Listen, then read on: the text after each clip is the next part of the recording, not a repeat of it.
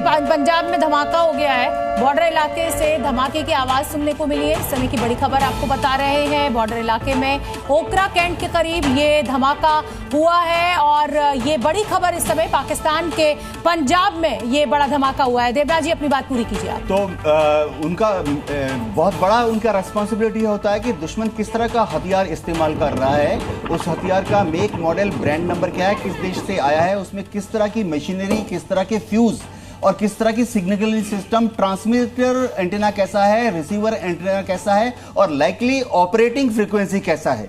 तो इन सबको जानने के लिए इन सब के जो ध्वस्त अवशेष एक बार ये धमाके की जो आवाज बॉर्डर एरिया में सुनाई दी है वो हम सुनवाना चाहते हैं दर्शकों को।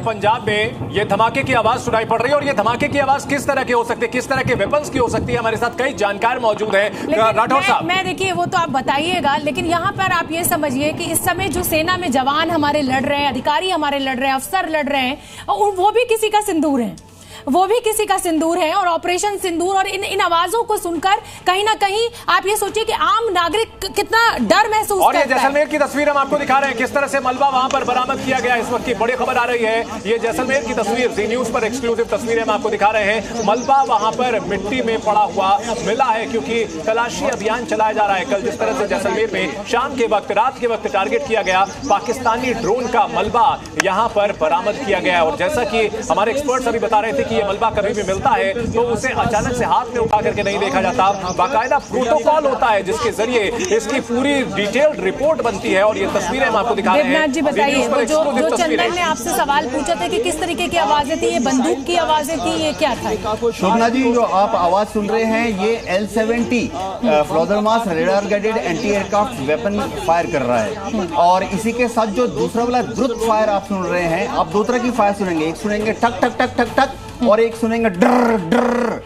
जो पहला वाला आवाज आ रहा है ठक ठक ठक ठक ठक ठक, वो है L-70 रेडार गार्डेड। मतलब इसको हम आसान शब्दों में समझे तो जैसे ही इसकी सीमा में कोई भी ऐसी चीज आएगी तो ये ऑटो फायर करेगा। ऑटो फायर नहीं है इसमें, ट्रैकिंग ऑटोमेटिक है, लेकिन ट्रिगर जो है वो मैन्युअली दबानी पड़ती है। नहीं, ये फायरिंग पाकिस्तान की तरफ से हो रही थी, भारत की तरफ से हो रही थी, क्योंकि पाकिस्तान सीमा, पाकिस्तान के इलाके का पंजाब था। ऐसे में वो फायरिंग पाकिस्तान की ओर से की गई थी या भारत की तरफ से? जाहिर सी बात है भारत की तरफ से, क्योंकि इस समय ड्रोन हमले ये पाकिस्तान कर रहा है, ये पाकिस्तान के हमले हैं, तो ये इस समय भारत की तरफ से जवाबी कार्रवाई है। जी हाँ, देखिए क्योंकि मैंने इन वेपन्स की फायरिंग में आवाज सुनी है, जो डर वाली आवाज आ रही है वो है 4x23 ZSU, जो कि दो तरह का है। एक तो 4 बैरल वाला है जो कि नहीं, अगर दिन के टाइम में देवनाथ साहब अगर आवाज सुनाई पड़ रही है, इसका मतलब है कि अभी भी उनकी तरफ से अटैक का सिलसिला जारी है। और सिंह साहब, हम बात कर रहे थे कि रात गुजर चुकी है, अब शायद मामला थोड़ा ठंडा होगा, लेकिन अभी भी यहाँ पे लग रही है। ये क्या, ये ड्रोन तो नहीं लग रहा है? कर्नल साहब बताइए। कर्नल साहब, हाँ, ये मिसाइल लग रही है, जो शेप दिखाई दे रही है रॉकेट जैसी, क्या कहेंगे? अभी ऐसे बिल्कुल देख के नहीं कहा जा सकता क्या चीज है, लेकिन हाँ, ये कुछ भी हो सकता है, मिसाइल भी हो सकती है और वॉरहेड होगा किसी चीज का हेड है। हाँ, हाँ। अच्छा, हाँ, तो देखिए ये जो कल पाकिस्तान ने जिन हमलों को अंजाम दिया, अब उसकी तस्दीक जो है वो सुबह तस्वीरों के रूप में हम लगातार जी न्यूज पर आपको दिखा रहे हैं। ये एक्सक्लूसिव तस्वीरें इस समय आप देखिए।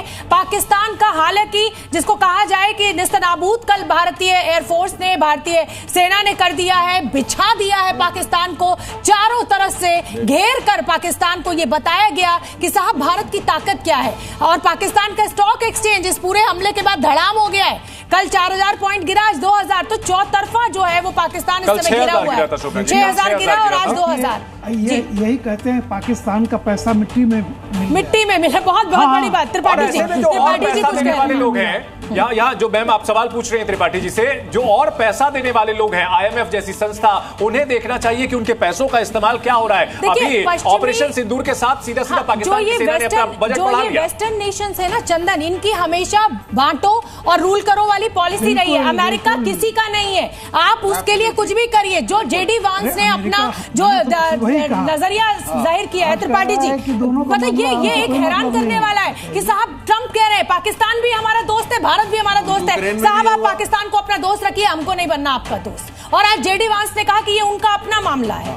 तो इसको कैसे समझा जाए? अमेरिका के इस रुख को भारत को अब क्या कैसे लेना चाहिए? देखिए, एक तरह से जेडी वांस ने ट्रंप के बयान को डाइल्यूट किया है। ठीक है, ट्रंप ने कहा कि दोनों हमारे दोस्त हैं और हम मध्यस्थता कर सकते हैं फिर से अगर चाहें जरूरत पड़ी तो जेडी वांस ने कह दिया हमारा कोई लेना देना मध्यस्थता वाली बात तो पहले उन्होंने कही थी सर, इस बार तो उन्होंने मध्यस्थता की बात नहीं की, इस बार तो उन्होंने कहा कि वो दोनों मध्यस्थता की बात कही है क्या? हाँ, वो ट्रंप की आदत है कि हम कुछ कर सकते हैं जी। उनको कोई पूछे न पूछे, वो हमेशा तैयार रहते हैं मध्यस्थता के लिए। देखिए हमारे पास वो डाइल्यूट किया। और एक चीज ये भी है कि पाकिस्तान चाहता था कि अमेरिका इस मामले में, आपने देखा कि पाकिस्तान के अमेरिका में जो राजदूत थे उन्होंने व्हाइट हाउस से ये बड़ा गिड़गिड़ाया था कि आप इंटरवीन कीजिए। ठीक है, तो उसके जवाब में उन्होंने तो अगर अमेरिका इंटरवीन नहीं कर रहा है तो ठीक है, भारत और पाकिस्तान आपस में समझ ले।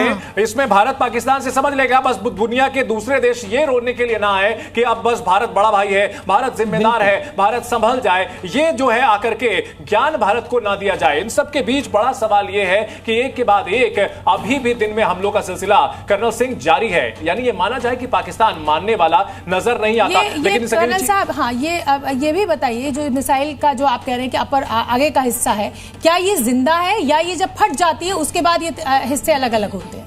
ये भी दर्शकों को इसमें अभी देवनाथ साहब और उत्कर्ष साहब कुछ विचार कर रहे थे, मंत्रणा कर रहे थे।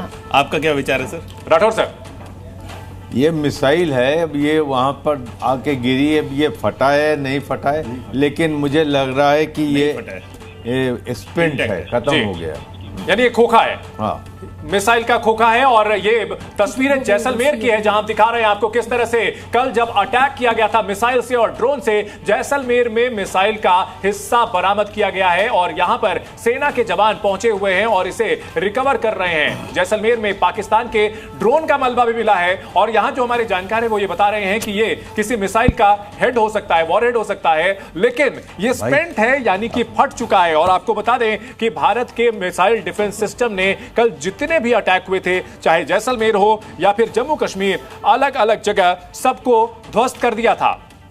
और हमारे साथ देवराज सर, अगर आप आकर के हमें ये बता सके कि इसको डिसेक्ट कर सके, डाइसेक्ट कर सके, बताएं हमें कि क्या है, ये क्या हो सकता है। सर राठौर सर, आप भी आए, आप दोनों बताएं कि ये क्या हो सकता है। उस तरफ से जाए सर। आइए सर, इधर आइए। मार्किंग भी पड़ी हुई जो राठौर सर प्लीज यहाँ पर, ये एक वॉरहेड का हिस्सा है। आप देख सकते हैं कि इसकी चौड़ाई करीबन 8 इंच है, इसकी लंबाई करीबन 22 इंच है।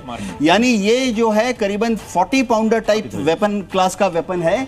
और जब ये जमीन पर गिरा तो इसका जो प्रॉक्सिमिटी फ्यूज है या कॉन्टैक्ट फ्यूज है वो ऑपरेट नहीं हुआ।